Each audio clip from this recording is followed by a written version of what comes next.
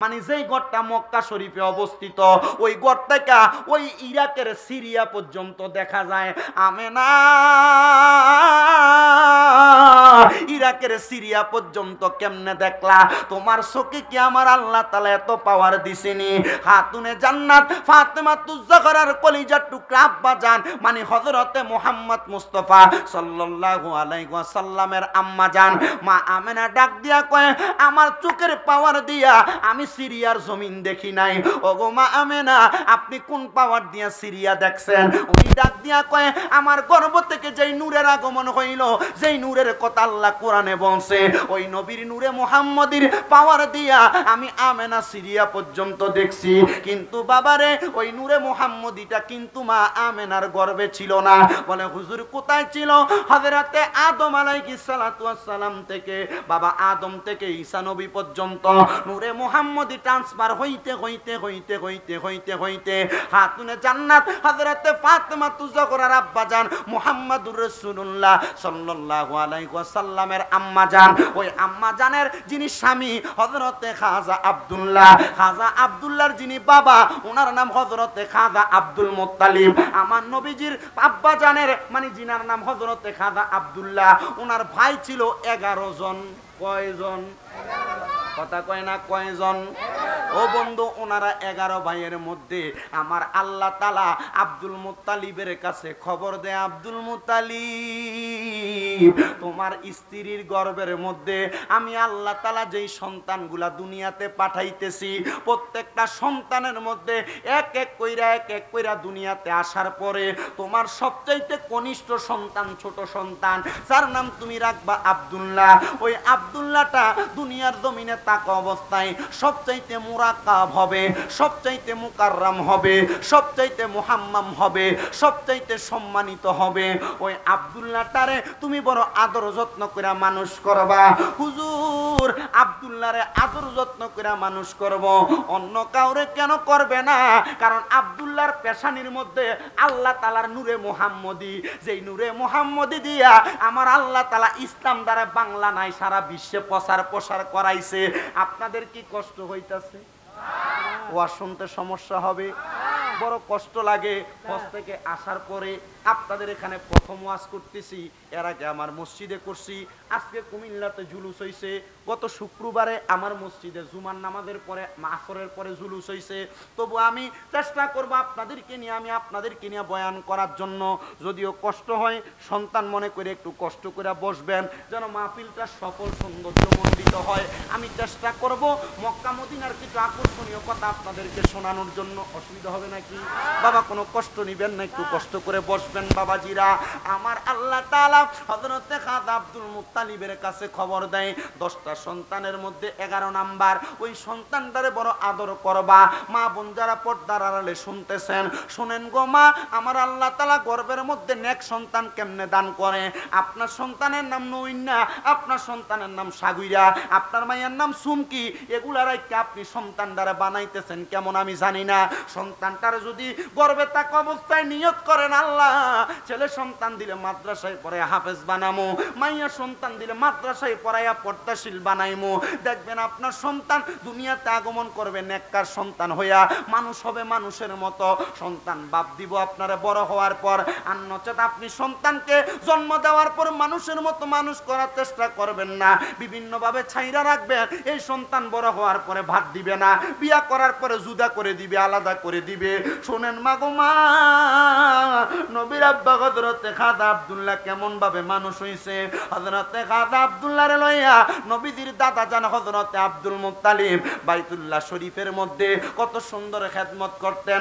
বাইতুল্লাহ শরীফের মধ্যে একটা জায়গা আছে গোল করে রাউন্ড করা, যেই জায়গার নাম হাতিমে কাবা, মিজাবে রহমত বরাবর নিচে ওই বাইতুল্লাহ শরীফের মধ্যে নবীর দাদা হযরতে আব্দুল মুত্তালিব হেলাম দিয়া ঘুমাইতেছে। আমার আল্লাহ তাআলা ঘুমের মধ্যে আব্দুল মুত্তালিবের খবর দেয়, ওগো আব্দুল মুত্তালিব, তোমার যে একটা সন্তান আছে আব্দুল্লাহ, তারে কি তুমি এখন পর্যন্ত যত্ন করছনি? এখন পর্যন্ত মেহমানদারি করছনি? কেন গো আল্লাহ, কেন তারে গোত্রটার মধ্যে আমি সম্মান করতাম, তারা তাজিম করতাম, আদর করতাম? কই তার পেশানির মধ্যে আমি আল্লাহ তাআলার সবচাইতে বন্ধু মুহাম্মদীর নূর আছে। হযরতে আব্দুল মুত্তালিব ওইটা ডাক দিয়া কয়, আল্লাহ গো, 11 সন্তানের মধ্যে সবাইকে তো ভালোবাসি, একটারে কেমনে আলাদা আলাদা করতাম? বলে যায়া দেখো ওই সন্তান 11 সন্তানের মধ্যে সবার মতো না। যায়া দেখতেছে সব সন্তান একদিকে, নবীর আব্বা হযরতে আব্দুল্লাহ যায় আর একদিকে। কারণ কি রে?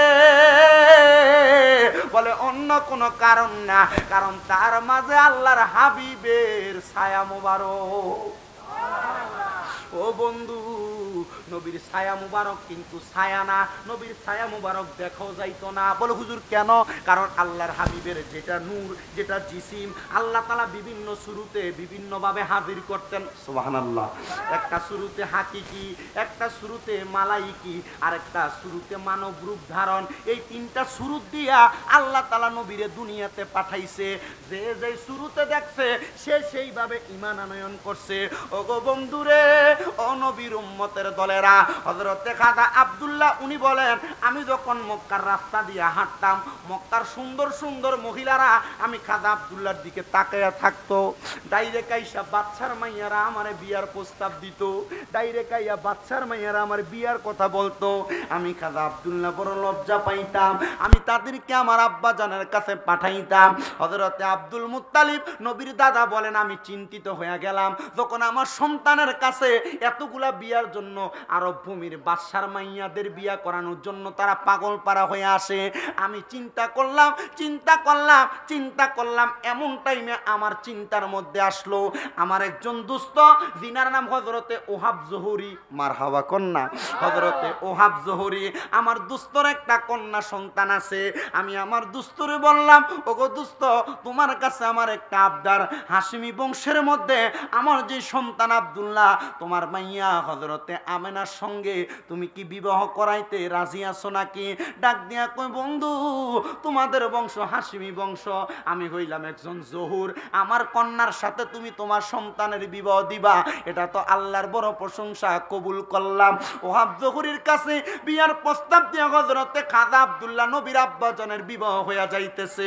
নবীর আব্বাজানের বিবাহ হওয়ার পরে নবীজির কলিজার টুকরা আব্বাজান উনি বিবাহ কইরা বাসর ঘরের মধ্যে প্রবেশ করছে। বাসর ঘরে প্রবেশ করার সাথে সাথে নবীজির কলিজার টুকরা আম্মাজান হযরতে আমেনা উনি যাইয়া বলেন, আমি আমার স্বামীর কদমের মধ্যে সালাম করলাম, আমি আমার স্বামীর কপাল মুবারকের মধ্যে চুম্বন করলাম। আমার স্বামী হযরতে আব্দুল্লাহ আমার কপালের মধ্যে চুম্বন করলো। আমি দেখলাম হঠাৎ করে আমার শরীরের মধ্যে একটু চিকন কইরা ঘাম দিছে। আমি আমেনা বুঝতে দেরি করলাম না, মনে হয় এই চুম্বনের কারণে আল্লাহ তাআলার অশেষ রহমত আমি আমেনার প্রতি পড়ছে। হযরতে আমেনা বলে, জগৎবাসী, সকালবেলা ঘুম থেকে উঠা আমি আমার ডাইনে তাকাইলাম, হযরতে খাজা আব্দুল্লাহকে দেখলাম না, আমি আমার বামে তাকাইলাম, খাজা আব্দুল্লাহকে দেখলাম না। এমন টাইমে নবীর আব্বাজান হযরতে খাজা আব্দুল্লাহ বলে, আমি যখন ঘুম থেকে উঠা সইরা চলে আসলাম, রাস্তা দিয়া যাই, গতকালকে যেই মহিলারা আমি আব্দুল্লাহরে বিয়ার প্রস্তাব দিতে আর আমার চেহারার দিকেই চায় না। সুবহানাল্লাহ নাই? জোরে কইলেন না?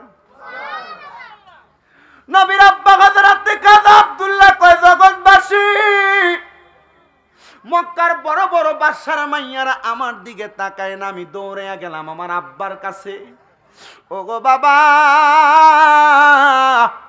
ও খাজা আব্দুল মুত্তালিব, আপনি বলেন না, আপনি আমার যেই জায়গার মধ্যে বিবাহ প্রদান করাইলেন তার পরবর্তী সময় থাইকা মক্কার ধনী ব্যক্তিদের কন্যারা এখন দিয়ে আর আমার চেহারার দিকে তাকায় না। আব্দুল মুত্তালিব মুস্কি মুস্কি হাসে, নবীর দাদা মুস্কি মুস্কি হাসে, ডাক দিয়া কয়, গো সন্তান, মক্কার মাইয়াদেরকে তুমি প্রশ্ন করো না তারা কেন তোমার দিকে তাকায় না। আব্দুল মুত্তালিবের কথা শুই না নবীর আব্বা হযরতে খাজা আব্দুল্লাহ মক্কার রাস্তার মধ্যে দাঁড়াইলেন। মক্কার মেয়েরা নবীজির আব্বা জানের সামনে দিয়া পাহাড়ের একা বেঁকা পথ দিয়া হাইটা যায়। জিজ্ঞাসা করে, ও বাদশার কন্যারা, এখন দি তোমরা আমার দিকে তাকাও না, এখন দি তোমরা আমার দিকে তাকে বিবাহের প্রস্তাব দাও না। তারা ডাক দিয়া কয়, আব্দুল্লাহ, তাওরাত কিতাবের মধ্যে, ইনজিল কিতাবের মধ্যে আমার আল্লাহ তাআলা এমন ঘোষণা দিছে, তুমি আব্দুল্লাহর পেশানির মধ্যে আমার আল্লাহ তাআলার পেয়ারা হাবিবের নূরে মুহাম্মদী ছিল, তোমার কপালটা ঝলঝল করছে রে আব্দুল্লাহ। আমরা তোমার পাগল ছিলাম না, আমরা ছিলাম ওই নূরে মুহাম্মদীর পাগল। আমরা চিন্তা করছি তোমারে যদি বিবাহ করতে পারি, আখিরি জামানার পয়গাম্বর মুহাম্মদুর রাসূলুল্লাহ আমাদের গর্ভ থেকে দুনিয়াতে আসবে। আব্দুল্লাহ, হো আব্দুল্লাহ, এখন ওই নূরটা তোমার পেশানির মধ্যে দেখা যায় না, তোমার নূরটা হযরতে আমেনার পেশানির মধ্যে চলে গেছে। হযরতে আব্দুল্লাহ বলে, রে কূপের সামনে দাঁড়াইলাম, যেই কূপটার নাম হইল বীরে আইন রুয়াই জুবাইদা, ওইটার সামনে দাঁড়ানোর সাথে সাথে আমি লক্ষ্য করে দেখলাম রে, লক্ষ্য করে দেখলাম রে, লক্ষ্য করে দেখলাম আমার চেহারাতে আগে যে একটা পাওয়ার ছিল, এখন সেই পাওয়ারটা আমার চেহারার মধ্যে নাই। আমি আব্দুল্লাহ বাড়িতে যাইলাম, যাওয়ার পরে দেখলাম আমার স্ত্রী আমেনা কেমন জানি হাসতাছে।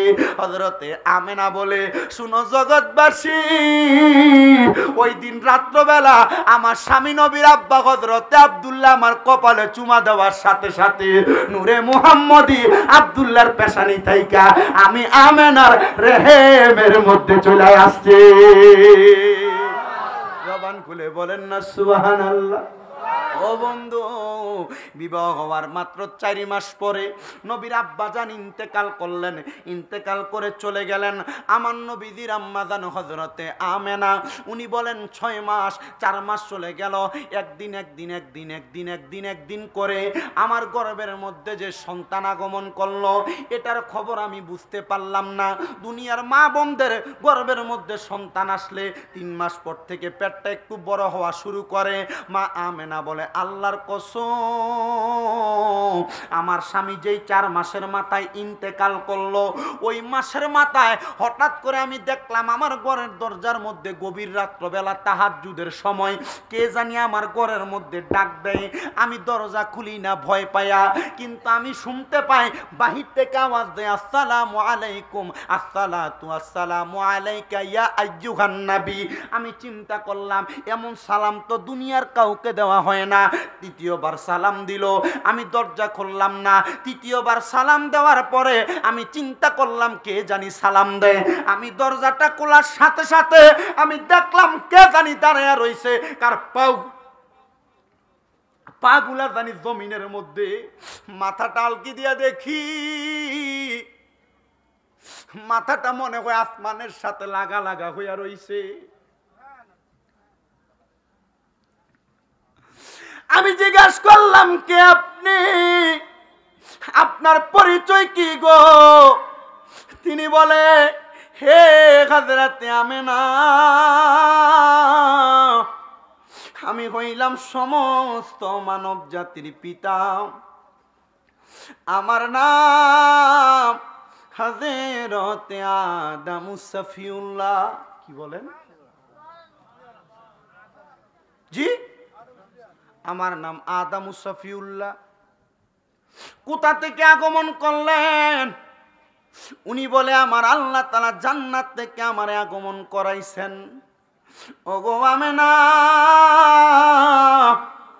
আমার আল্লাহ আপনারে খবর দিতে বলছে, আপনার গর্ভের মধ্যে আমার আল্লাহ তাআলার প্যারা হাবিবের আগমন হয়েছে। মা আমেনা বলে, অপেক্ষা করতে করতে আমার কাছ থেকে 2 মাস চলে গেছে। আমি দেখলাম পরবর্তী 2য় মাসে আমার ঘরের দরজার মধ্যে আবার আওয়াজ দিচ্ছে।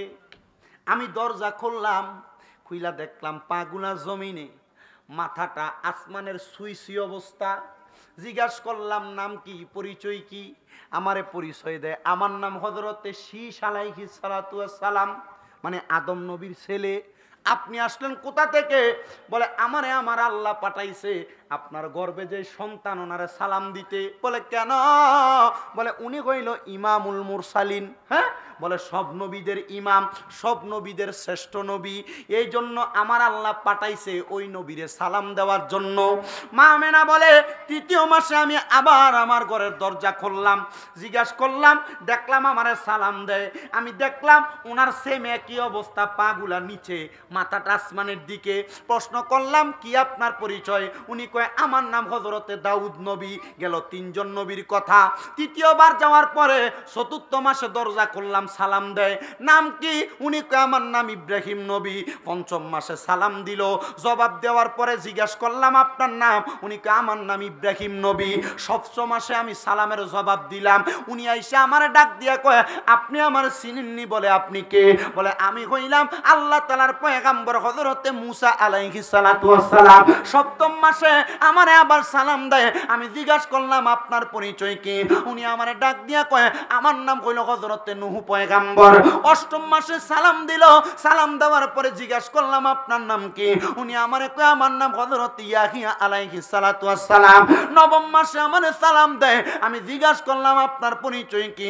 উনি আমারে ডাক দিয়া কয় আমি কইলাম ঈসা পয়গম্বর। বলে 9 জন নবী কেন আমার ঘরের দরজার মধ্যে আগমন করলো? মা আমেনা এই কথা চিন্তা করতে করতে হযরত ঈসা পয়গম্বর জবাব দেয় আদম আলাইহিস সালাতু ওয়াস সালাম, ঈসা শীশ আলাইহিস সালাতু ওয়াস সালাম, নূহ আলাইহিস সালাতু ওয়াস সালাম, হযরত মূসা আলাইহিস সালাতু ওয়াস সালাম, ইব্রাহিম আলাইহিস সালাতু ওয়াস সালাম, হযরত দাউদ আলাইহিস সালাতু ওয়াস সালাম, হযরত ইব্রাহিম আলাইহিস সালাতু ওয়াস সালাম, দাউদ আলাইহিস সালাতু ওয়াস সালামের পরে ইয়াহিয়া আলাইহিস সালাতু ওয়াস সালাম, সর্বশেষ আমি ঈসা নবী আইসা আপনার কাছে খবর দিলাম আপনার গর্ভে এমন একজন নবীর আগমন হইতেছে যিনি মুহাম্মাদুর রাসূলুল্লাহ সাল্লাল্লাহু আলাইহি ওয়াসাল্লাম। ওই নবীর আগমনের মাধ্যমে আমার আল্লাহ তাআলা জগৎবাসীকে বুলন্দ করে দিবেন, জগৎবাসীরে অন্ধকার থেকে আলোর পথে আনবেন। আপনি কি ওই নবীর আগমনে খুশি নি? মা আমেনা ডাক দিয়া কয় জগৎবাসী আমি তখনও বুঝতে পারলাম না, বিশ্বাস করতে পারলাম না আমার গর্ভের মধ্যে যে এমন একটা সন্তান আছে। কারণ কি জানো? কারণ অন্য কোন মহিলার মতো আমি আমেনার গর্ভ উঁচা হয় নাই। হযরতে আমেনা উনি বলে 10 মাস সময়টা অতিবাহিত হওয়ার আগে হঠাৎ করে রাত্রবেলা আমি দেখলাম আমার ঘরের মাঝখানটা ফাঁকা হয়ে গেছে। দেখলাম আমার ঘরের দিকে সুন্দর 3টা কাপড় পরে গেছে লম্বা লম্বি ভাবে। আমার ঘরের মধ্যে কাপড়টার সাথে সাথে একজন মহিলার আগমন হইল। অত্যন্ত সুন্দর চেহারা, এত সুন্দর দুনিয়ার মহিলা হইতে পারে না। জিজ্ঞেস করলাম নাম কি? উনি আমারে কয় আমার নাম হযরতে হাওয়া আলাইহিস সালাতু ওয়াস সালাম, মানে বাবা আদম আলাইহিস সালাতু ওয়াস সালামের স্ত্রী। কেন আসছেন? সবর। দ্বিতীয় আরেকজন আসছে, আপনার নাম? আমার নাম হযরতে হাওয়া আলাইহিস সালাতু ওয়াস সালাম, আমার নাম হযরতে আসিয়া। পরিচয়?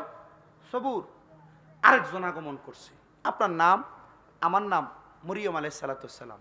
পরিচয়? সবুর। আরেকজন আগমন করছে, আপনার নাম?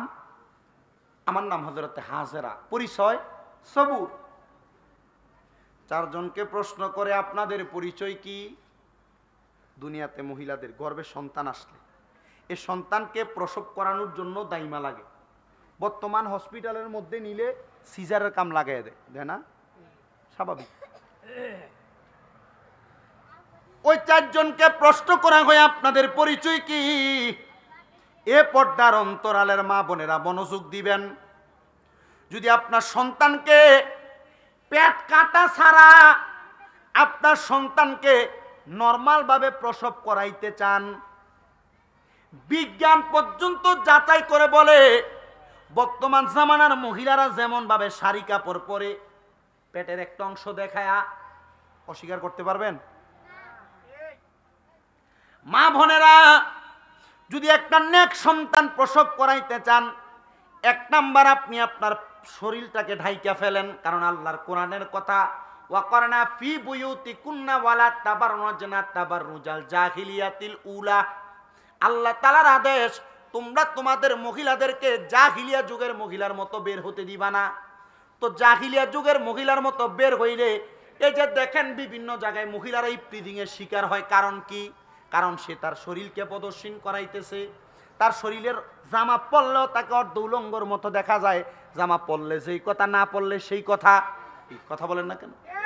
মা বোনেরা, আপনারা আপনাদের শরীরটাকে হেফাজত করবেন, দেখবেন আপনাদের একটা নেককার সন্তান আগমন করবে। ওই চারজনকে প্রশ্ন করা হয়, হযরতে হাওয়া, হযরতে আসিয়া, হযরতে মরিয়ম, হযরতে হাজেরা, আপনারা কোথা থেকে আগমন করলেন? তিনারা ডাক দিয়ে কয়, আমরা তো জান্নাত থেকে আগমন করেছি। পাঠাইলো কে?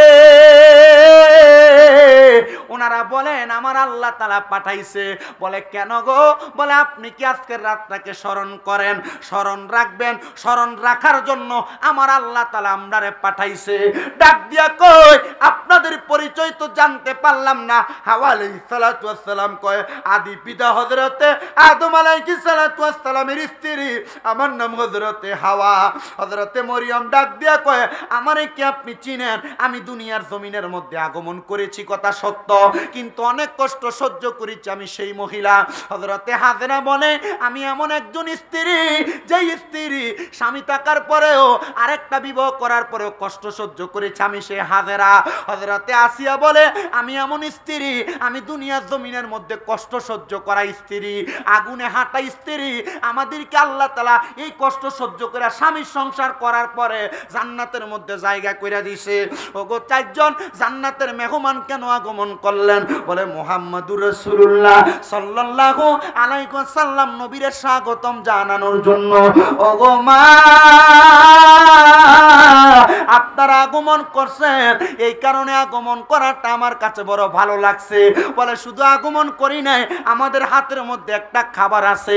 চারজনের হাতের মধ্যে চারটা জান্নাতি পেয়ালা, চারটা পেয়ালার মধ্যে কইরা হযরতে মা আমেনারে ওই পেয়ালার পানি পান করাইছে। হাদিস শরীফের মধ্যে পাওয়া যায়, একটা পেয়ালার মধ্যে জান্নাতি দুধ ছিল, একটা পেয়ালার মধ্যে হাউজে কাউসারের পানি ছিল, একটা পেয়ালার মধ্যে সারা বান্তাহুরা ছিল, আরেকটার মধ্যে সাধারণ নরমাল পানি ছিল। এই চার প্রকার পানি যখন হযরতে আমেনারে কামাইছে, হযরতে আমেনা বলে, আমি লক্ষ্য করে দেখলাম রে, আমি লক্ষ্য করে দেখলাম আমার পুরাটা ঘর নূরের আলোতে ঝলমল করতেছে। আমি আমেনা ওই নূরের আলোতে ঝলমল করা ঘরটা দেখা আমি দেখলাম মাঝখান দিয়া ফাঁকা, সিরিয়ার বড় বড় রাজপ্রাসাদ আমার চোখে দেখা যায়। আমার বুঝতে দেরি হয় নাই, আমার গর্ভ থেকে মুহাম্মদুর রাসূলুল্লাহর আগমন হইছে। হযরতে আমেনা বলে, কিন্তু দুনিয়ার সন্তান আগমন করলে কান্নাকাটি করে, আমার সন্তান যখন আগমন করার পরে কোনো কান্নার আওয়াজ শোনা যায় না। চারজন জান্নাতি মহিলা চইলা গেছে। এমন টাইমে নবীজির ফুফি আম্মা ঘর মোবারকের মধ্যে প্রবেশ করেছে। উনি বলেন, আমি মুহাম্মদুর রাসূলুল্লাহ সাল্লাল্লাহু আলাইহি ওয়াসাল্লামকে আমার কুলের মধ্যে নিলাম, কিন্তু তাকে দেখলাম ওনার কোনো কান্নার আওয়াজ আসে না, কিন্তু ঠোঁটগুলা পটপট করে লড়তেছে। আমি নবীর ফুফি আম্মা নবীজির ঠোঁট মোবারকের সঙ্গে আমার কানটা লাগানোর সাথে সাথে আমি আওয়াজ পাইতেছি, ইয়া উম্মতি উম্মতি বইলা কানতেছে। মাফ করে দাও হে আল্লাহ উম্মতে গুনাহগার, বলেন মাফ করে দাও ও হে আল্লাহ উম্মতে গুনাহগার। উম্মতেরই মায়ায় নবী কান্দেন যারে যার, উম্মতেরই মায়ায় ভাবে অনেক সময় চলে যায়। নবীদের কলিজার টুকরা চাচা যান হযরতে আবু তালিব বলে, আমার আব্বা জান অনেক দিন পর্যন্ত মুহাম্মদ সাল্লাল্লাহু আলাইহি ওয়াসাল্লাম ওনার গণের কন্যারে আমি যখন তারে শোয়া রাখলাম, ওনার ডান হাতের শাহাদাত আঙ্গুলটা দিয়ে আসমানের দিকে নাড়াচাড়া করতেছে। আসমানের দিকে তাকিয়ে দেখলাম আসমানের সুন্দর সুন্দর তারকাগুলা ওনার হাতের ইশারায় নড়তেছে আর চড়তেছে। আমি আবু তালেব চিন্তা করলাম, কাহিনী কি রে? মুহাম্মদের হাতের ইশারায়, আঙ্গুলের ইশারায় আসমানের তারকাগুলা পর্যন্ত লড়তেছে। এবার হযরতে আবু তালিবের মুহাম্মদ সাল্লাল্লাহু আলাইহি ওয়াসাল্লামের চাচা আবু তালিবের কাছে এমন একজন ওই মক্কা নগরীর প্রহরী আইসা খবর দেয়, শুনো রে, মুহাম্মদুর রাসূলুল্লাহ উম্মতের কান্ডারি নবী, জিনার ইশারায়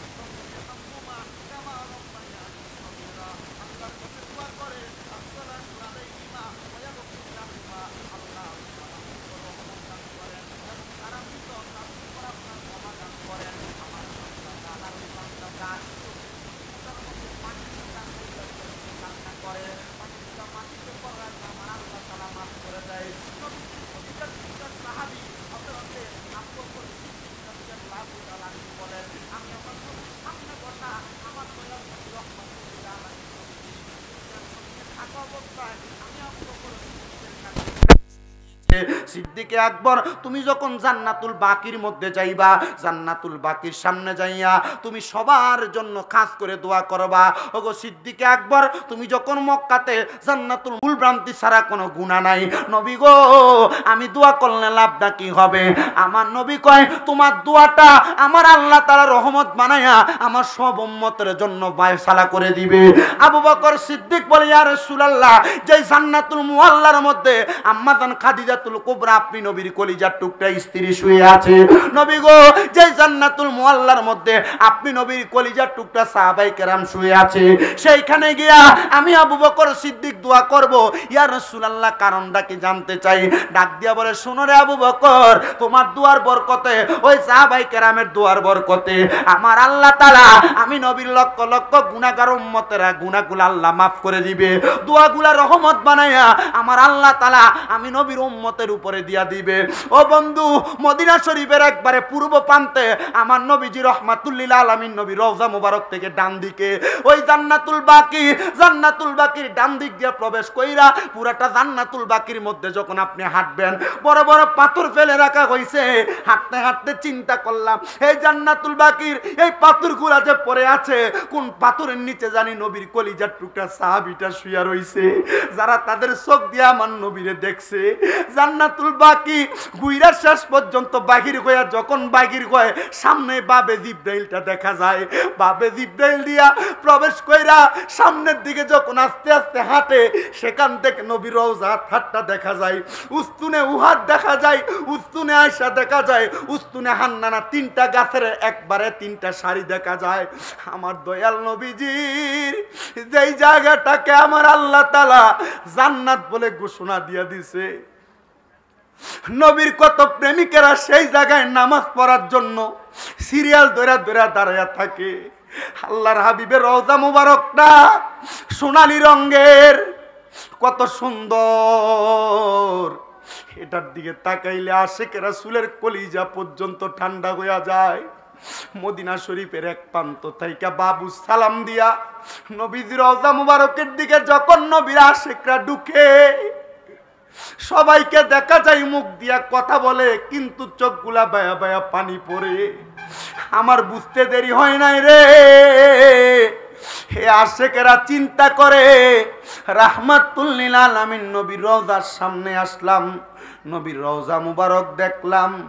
আল্লাহর কসম, ওই নবীরে আমাদের চোখ দিয়া দেখলাম না।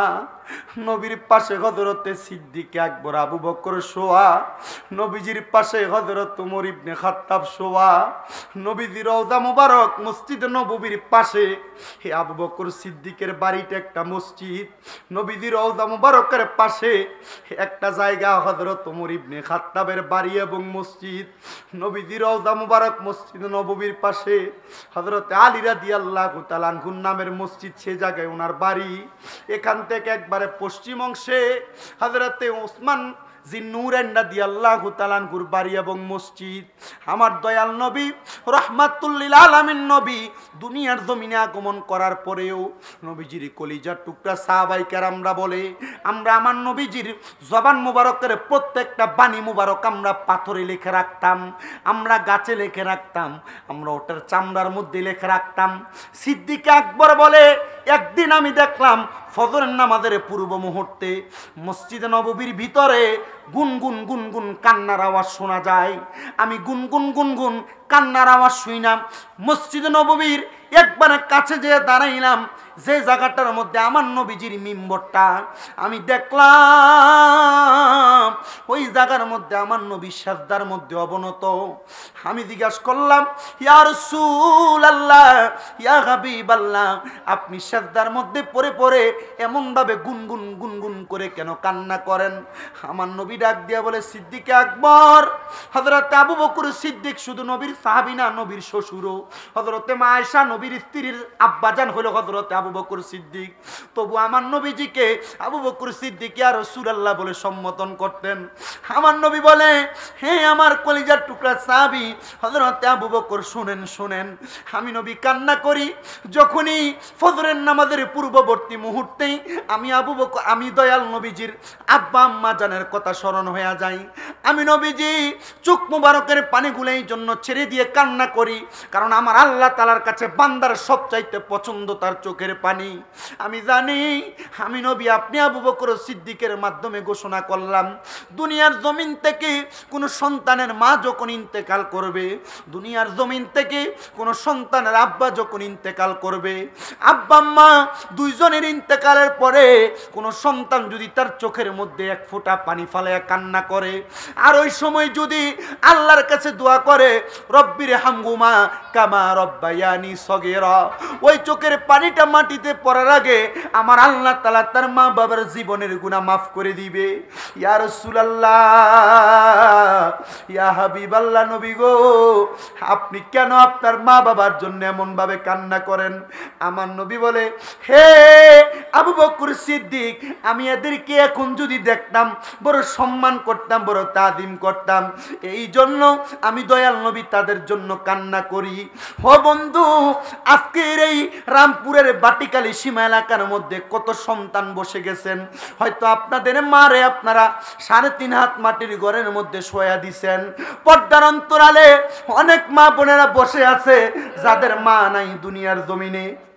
এমন অনেক সন্তান আছে যাদের আব্বা জান মাথার গাম পায়ে ফালাইয়া নিজের রক্তরে পানি বানাইয়া সন্তানরে মানুষের মতো মানুষ করে দিয়া আজকে আব্বা জান অন্ধকার কবরে শুয়ে রইছে। হে আমার যুবক ভাইয়েরা, মুরব্বী বাবাজিরা, পর্দার অন্তরালের মা বোনেরা, চিন্তা করবেন না, আখিরি মুনাজাত হবে। আখিরি মুনাজাতের পূর্বে আপনারা শুধু আমার আল্লাহ তাআলার কাছে চোখের পানিগুলা ফালাইয়া ফালাইয়া শুধু কান্না করবেন আর বলবেন, আল্লাহ ওগো মনিব, আমার মা কবরে, আমার আব্বা জান কবরে, আল্লাহর হস্তে তাদেরকে মাফ করে দেন।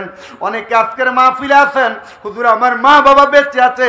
আমি আপনাদের কাছে বলবো, আপনারা যখন আপনাদের মা বাবারে দুনিয়াতে পাইছেন, আল্লাহর নবী নিজেই ঘোষণা করেছেন, দুনিয়ার জমিনে কপাল পোড়া হতভাগা হইল ওই সন্তান যারা তাদের মাকে দুনিয়াতে পাওয়ার পরে জান্নাত ক্রয় করতে পারল না। সাহাবায়ে কেরাম প্রশ্ন করি, ইয়া রাসূলুল্লাহ, ইয়া হাবিবাল্লাহ, নবী গো এটা কেমন কথা বললেন গো নবীজি? আমার নবী বলেন, হ্যাঁ রে সাহাবায়ে কেরাম, আম্মা জানের খেদমতের কারণে জান্নাত ক্রয় করা যায়। হে বাবাজিরা, হয়তো এখানে অনেক সন্তান আছেন আপনারা আপনাদের মারে ভাত দেন না। এমন অনেক সন্তান আছে এলাকার মধ্যে মা বাপরে ভাত খাওয়ানি নিয়ে বিচার বসানো লাগে। এমন অনেক সন্তান আছে বিবাহ করার পরে ভাই ভাই আলাদা হয়ে যায়, মা বাপকে জুদা করে দেয়, মা বাপকে আলাদা করে দেয়। মা বাবা এক সপ্তাহ বড় ভাইয়ের ঘরে খায়, এক সপ্তাহ মেজো ভাইয়ের ঘরে খায়, এক সপ্তাহ ছোট ভাইয়ের ঘরে খায়। না রে না, আজকে এখান থেকে বাড়িতে যাইবা, যে বলবা মা আমার 3 ভাইয়ের ঘরে আপনার খাবার খাওয়া লাগবে না, আমি সন্তান একা একা যা ইনকাম করব আপনারা মা বাবা আমার একজনের ঘরের মধ্যে খাইবেন। আরে বর্তমান সমাজে মা বাপকে খাওয়ানি নিয়ে বিচার বসানো লাগে। কত সুন্দর, আপনি একজন সন্তানের কামাই যদি আপনি আপনার মা বাপকে খাওয়াইতে পারেন, আল্লাহর কসম, আল্লাহর নবী ঘোষণা করছে, কোন সন্তান যদি তার মার পিছনে তার বাবার পিছনে মাত্র 1 দিরহাম খরচ করে, আমার আল্লাহ তাআলা এইটাকে হাজার হাজার লক্ষ গুণ বাড়ায় ওই সন্তানকে দান করে দেয়। ও সন্তান, আল্লাহর হস্তে দেন, পারলে আপনার কদমগুলো আমার সামনে দেন, আমি শামীম ব্রাদার জিব্বা লাগে আপনার পাওটা পরিষ্কার করে দিব।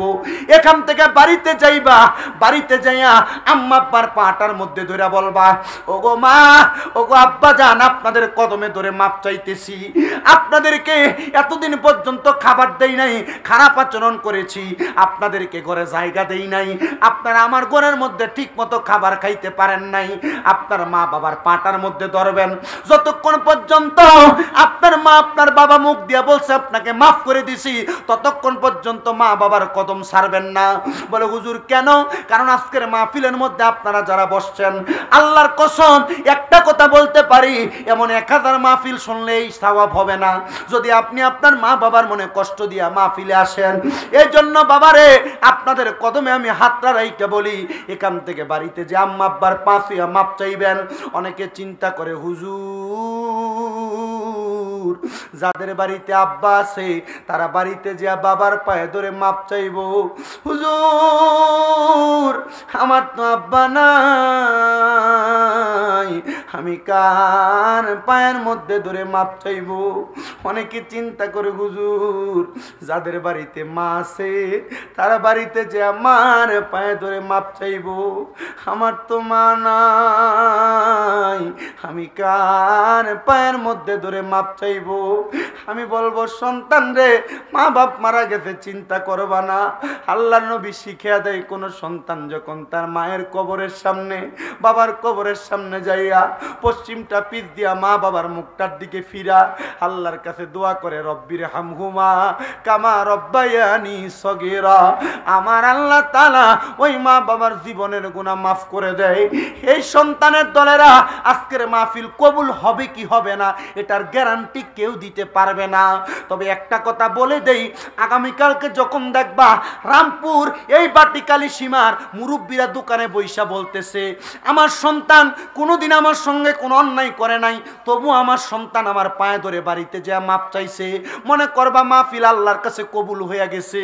যখন দেখবা এলাকার মা বোনেরা একজন আর একজনের কাছে বলতেছে আমার সন্তান কোনোদিন আমার সাথে অন্যায় করে নাই, তবু আমার ফুতে শামীম রেজার ওয়াজ শুনে আমার পায়ে ধরে মাপ চাইছে, মনে করবা মাহফিল কবুল হয়ে গেছে। অনেকে চিন্তা করে হুজুর আমি তো অন্যায় করি নাই, আমিও কি মা বাবার পায়ে ধরবো? হুজুর আমি কোনোদিন মা বাবার সাথে বেয়াদবি করি না, আমি কি ধরবো?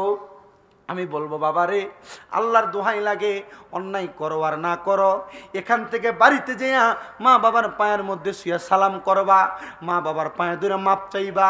অন্যায় করো আর না করো আল্লাহর কসম মা বাপ মনে করবে দেখছো আমার সন্তান ওয়াজ শুনে আইসা আমার পায়ে ধরে মাপ চাইতেছে, আল্লাহর কাছে রুহুডা খুইলা দোয়া করবে, পরান্ডা বইরা দোয়া করবে আল্লাহ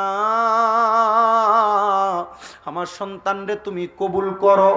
ওই সন্তুষ্টির দোয়া যদি তোমার মা তোমারে করে, তোমার আব্বা তোমারে করে, ওই দোয়ার বরকতে আমার আল্লাহ তাআলা তোমার কামায়ে বরকত নাই বরকত দিবে, অসুস্থ তোমাকে শিফা দান করবে, তুমি দুনিয়াতে বিপদগ্রস্ত বিপদ দূর করবে, অভাবগ্রস্ত অভাব দূর করবে। আর যারা মুরব্বী আছেন মা আছেন বাবা আছেন আপনাদের পায়ে হাত দিয়া বলি, যদিও সন্তান মাঝে মাঝে আপনাদের সাথে খারাপ ব্যবহার করে ফেলে মন থেকে বদদোয়া দিয়েন না, যখনই বদদোয়া আসবে মনে কষ্ট আসবে তখন একটু দোয়া করবেন। বলে হুজুর কেন কেন দোয়া করব?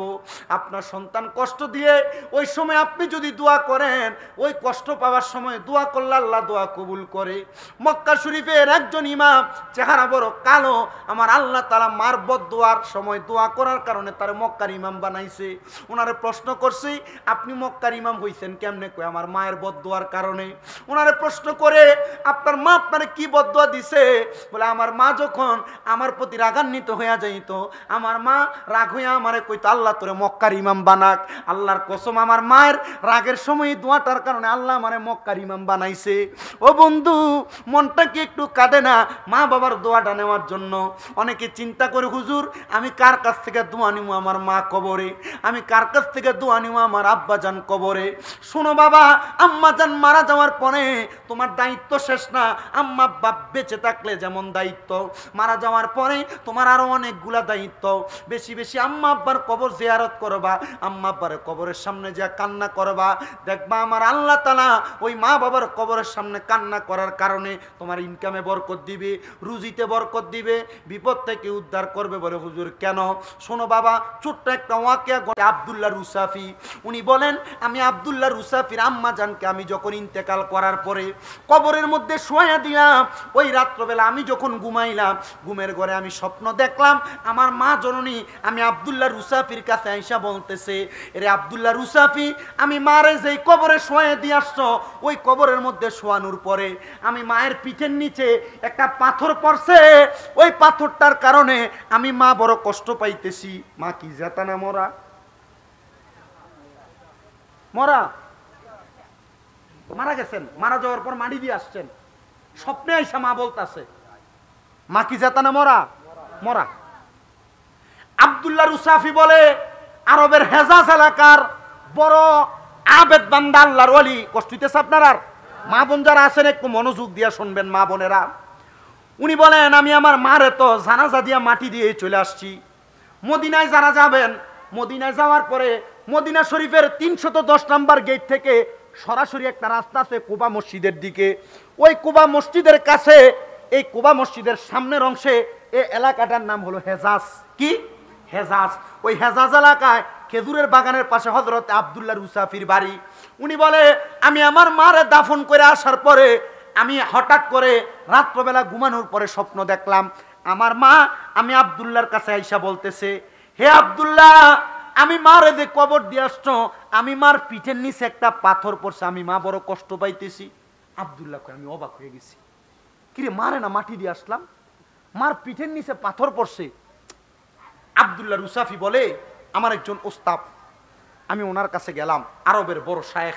হুজুর, জি হুজুর, আমার আম্মাকে আমি স্বপ্ন দেখলাম, গতকালকে তো মাটি দিছি, আমার আম্মা আমারে বলতেছে মায়ের পিঠের নিচে একটা পাথর পড়ছে, হুজুর আমি কি করব? ওই হুজুর তার স্বপ্নের জবাব দিতেছে, তুমি বলো তো তোমার মায়ের কি এমন কোন ঋণ ছিল? কি ছিল? পাওনা দেওনা ছিল যার কারণে তোমার মা কবরে কষ্ট পায়? হুজুর পিঠের নিচে দেখলাম পাথর, আপনি বলতেছেন মায়ের ঋণ। হুজুর আমি বুঝতেছি না, হুজুর আমি আমার আব্বার সাথে একটু বোঝাপড়া করার দরকার। যাও বাড়িতে যাও। আব্দুল্লাহ মারুফ রুসাফি বাড়িতে আসছেন। আব্বা, ও আব্বা। জি মারুফ। আব্বা, আমার আম্মার কি এমন কোন ঋণ আছে? উনি বলে, বাবা এমন কোন ঋণ নাই, তবে তোমার আম্মা জান আমার মনে একদিন একটা কষ্ট দিছিল। আব্বা কি কষ্ট? আব্বা তাহাজ্জুদের সময় তোমার মার কাছে একটু পানি চাইছিলাম, ওই দিন তোমার মার শরীরটা একটু খারাপ ছিল। আব্বা তো দেয় নাই? না দেয় নাই, আমি নিজেই করছি, তবে আমার মনে একটু কষ্ট গেছে, পানিটা যে দেয় নাই। আব্বা আমার মনে হয় আপনার এই কষ্টটার কারণে আমার মা কবরে ভালো নাই। আমার মা কবরে, কথা কই না, চাইছে কিসের পানি? উজুর পানি। তাহাজ্জুদ নামাজের সময়, ফরজ নামাজও না। আব্দুল্লাহ মারুফ রুসাফি বলেন, আমি দৌড়ে আমার শায়েখের কাছে যা বললাম, হুজুর আমার আব্বা জানের মনে কষ্ট, এটাই আমার আম্মা জানের ঋণ। বলে, হ্যাঁ তোমার আম্মা জানের ঋণ, আব্বাকে বলো তোমার আম্মা জানকে ক্ষমা করছে কিনা। আব্বা জান মুখে মুখে বলছে আমার মারে ক্ষমা করে দিছে। আব্দুল্লাহ মারুফ রুসাফি বলে, আমি পরের দিন রাত্রবেলা আবার স্বপ্ন দেখলাম আমার মা জননীর পিঠের মধ্যে আরেকটা পাথর। আমি আমার হুজুরের কাছে আবার দৌড়ে গেলাম, হুজুর আমার মায়ের পিঠের মধ্য থেকে তো এখনো পাথরটা সরে নাই। হযরত আব্দুল্লাহ মারুফ রুসাফির উস্তাদ উত্তর দেয়, তাহলে তোমার আব্বা তোমার মারে ক্ষমা করে নাই? আব্দুল্লাহ মারুফ রুসাফি বলে, আব্বা আপনি বলেন আমার মারে ক্ষমা করছেননি? উনি দ্বিতীয় দিন আবার বলে ক্ষমা করে দিছি। উনি তৃতীয় দিন আবার স্বপ্ন দেখে, মা ডাক দিয়া কয়, মারুফ রে, পিঠের মধ্যে পাথরটা পড়ার কারণে আমি মা বড় কষ্ট পাই। আব্দুল্লাহ মারুফ রুসাফি আবার উস্তাদ রে কয়, হুজুর আমার মা আবার আমার তৃতীয়বার স্বপ্ন দেখাইছে। ডাক দিয়া কইরে, আব্দুল্লাহ মারুফ আমার মনে হয় তোমার আব্বা তোমার মারে ক্ষমা করে নাই। আব্দুল্লাহ মারুফ বলে, আমি আর আমার আব্বার সামনে গেলাম, ডাক দিয়া বললাম, আব্বা গো মারে ক্ষমা করছেন নি গো আব্বা? উনি ডাক দিয়া কয়, দারে বাবা ক্ষমা করে দিলাম। তৃতীয় দিন রাত্র হওয়ার আগে আব্দুল্লাহ মারুফ কয়, আমার সন্দেহ লাগলো রে, আমার আব্বা মনে হয় আমার মারে ক্ষমা করে নাই। আমি যাইলাম আমার মার কবরটারে খুললাম, তৃতীয়বারের মতো কবরটা খুঁড়ে দেখি রে, আমার মার পিঠের নিচে ঠিকই বড় একটা পাথর দেখা যায়। আমি আমার আব্বারে ডাক দিয়া কইলাম, আব্বা দেখেন গো মায়ের পিঠের নিচে ঠিকই তো একটা পাথর দেখা যায়, আপনি এখনো ক্ষমা করেন নাই। এবার আব্দুল্লাহ মারুফ রুসাফির আব্বা জান চোখের পানিগুলা ফালাইয়া ফালাইয়া আমার আল্লাহরে কই, আল্লাহ আমার স্ত্রীর পক্ষ থেকে থেকে আমি মাপ চাই, আপনি তারে মাফ করে দেন। ও বন্ধু, আমার আল্লাহ এমন মাফ করছে। আব্দুল্লাহ মারুফ মুসাফি বলে, আমি আমার মারে কাফন দাফন গুলা ঠিক রাইখা আবার মাটি চাপা দিয়া বাড়িতে আসছি। আমি ওই দিন আর রাত্রবেলা ঘুমাই না, ঘুমাইলিনি আমি আমার মায়ের এমন দুঃস্বপ্নটা দেখতে পাই।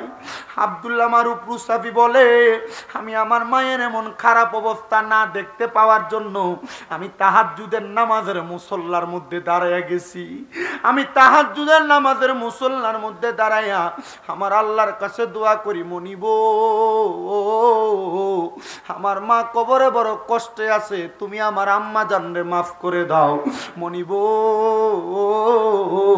আমার মা কবরে বড় কষ্ট আছে, তুমি আমার আম্মা জানরে মাফ করে দাও।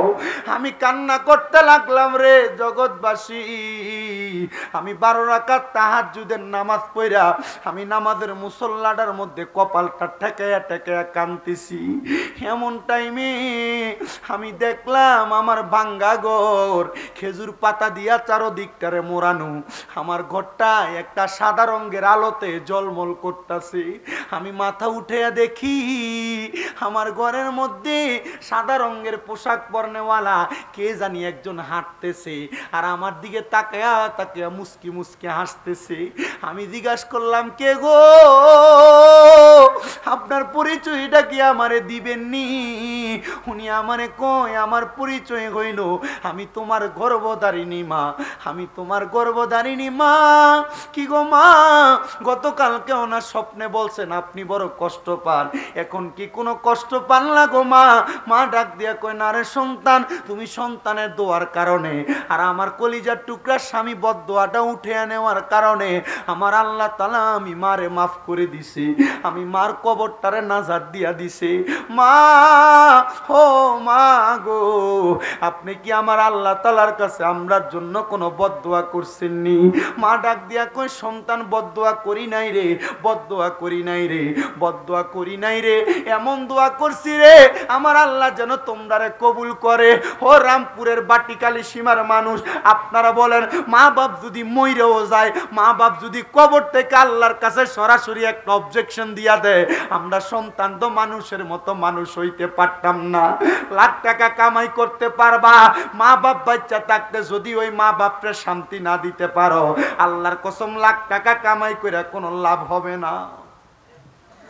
এই জন্য সবার পায়ে হাত দিয়ে বলি, হে যুবক ভাইরা, হে মুরব্বী বাবারা, তোমার মা তোমার জন্য বড় কষ্ট করছে রে, নিজে না খেয়ে তোমারে খাওয়াইছে। তোমার আব্বা জান তোমার জন্য বড় কষ্ট করছে রে, চিরা লুঙ্গিটা পুরা ক্ষেতের মধ্যে তোমার আব্বা জান কাজ করছে।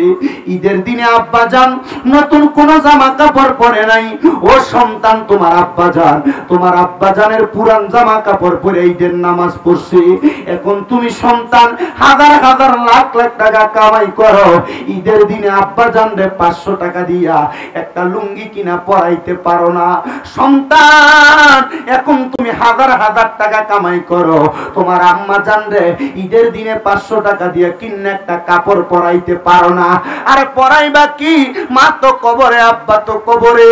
সন্তান, ওই টাকা পয়সা দিয়া কি করবা যদি তোমার মা বাপরে ওই টাকা পয়সা দিয়া শান্তি না দিতে পারো? আমি মক্কা শরীফে থাকা অবস্থায় আবুধাবি থেকে একটা ছেলে আসছে হজ করার জন্য।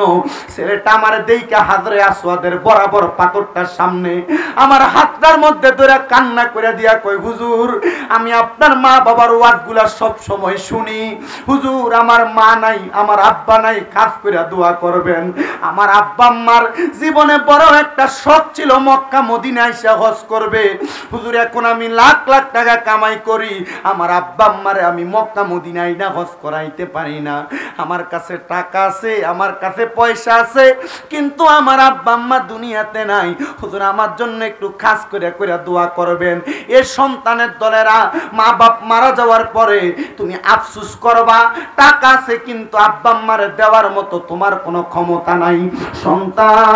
সন্তান, ও সন্তানের দলেরা, তোমার কদমে হাত দিয়া বলি, যদি ওই মা বাপকে আলাদা করে দিয়ে থাকো, এখন থেকে ওই মা বাপরে তুমি তোমার ইনকামের টাকা থেকে একটা খরচের অংশ দিবা, মা বাপরে খাওয়ানোর চেষ্টা করবা, দেখবা আমার আল্লাহ তাআলা তোমার রিজিকে বরকত দিবে, আমার আল্লাহ তাআলা তোমার ইনকামে বরকত দিবে। এ পর্দার অন্তরালের অনেক মা বোনের আছে যারা তাদের বাবার বাড়িতে যাওয়ার পরে আগে বাড়িতে গেলে আব্বার মুখটা দেখতো, এখন আব্বার মুখটা দেখে না, আগে বাড়িতে গেলে মার মুখটা দেখতো, এখন মার মুখ দেখে না। সন্তানের দলেরা, তোমাদের আব্বা আম্মা তোমাদেরকে অনেক জায়গা সম্পদ দিয়া গেছে, টাকা পয়সা দিয়া গেছে, ওই জায়গার মধ্যে যদি তুমি ভাড়া থাকতা, মাসে 5,000 টাকা করে ভাড়া দিতা, আল্লাহর কসম, আল্লাহর কসম, তুমি মাসে 5,000 টাকা করে ভাড়া দিলে বছরে 60,000 টাকা আসতো। এখন তোমার মা কবরে, আব্বা জান কবরে, আব্বা আম্মার কবরে কোনো টাকা পয়সা তুমি দিতে পারো না। আব্বা আম্মা যদি বাইচা থাকতো, যদি মাসে 1,000 টাকা করে ওষুধ খরচ চালাইতা, 12 মাসে 12,000 টাকা যাইতো। এই সন্তান তোমার কদমে হাত দিয়ে বলি, মা বাবার সম্পদ ব্যবহার করতেছো, এই মাহফিলটা এই এলাকার যুবক ভাইয়েরা করে, আগামী বছরও করবে। এই মাহফিলটার মধ্যে একজন সন্তানকে হাতরা বাড়ায় বলবা, হুজুর আমার মা কবরে, আমার আব্বা কবরে, আব্বা আম্মা বাইচা থাকলে আমি আমার আব্বা আম্মারে 1,000 2,000 টাকা দিতাম। আগামী বছর এই মাহফিলের তাবারুকের জন্য যে চাউলটা লাগবে 50 কেজির একটা বস্তা আমি আমার মা বাবার জন্য দান করব। সন্তান ত্রিভুবন উল্লাসে মাতিয়াই ওঠে, পেয়ে নবীর দুই চরণ, উল্লাসে মাতিয়াই ওঠে, পেয়ে নবীর দুই চরণ। দয়ালে নবীর আগমনে, দয়ালে নবীর আগমনে আনন্দিত ত্রিভুবন, উল্লাসে মাতিয়াই ওঠে, পেয়ে নবীর দুই চরণ, উল্লাসে মাতিয়াই ওঠে, পেয়ে নবীর দুই চরণ। এরপরে একজন বলে, হুজুর কে? মোহাম্মদ মোহরম আলী সাহেব, উনি দান করছে 1,000 টাকা। আল্লাহ কবুল করো, মঞ্জুর করো, মোহরম আলী সাহেবের মনে আশা পূরণ করো, বংশের কবর আযাব মাফ করো আল্লাহ।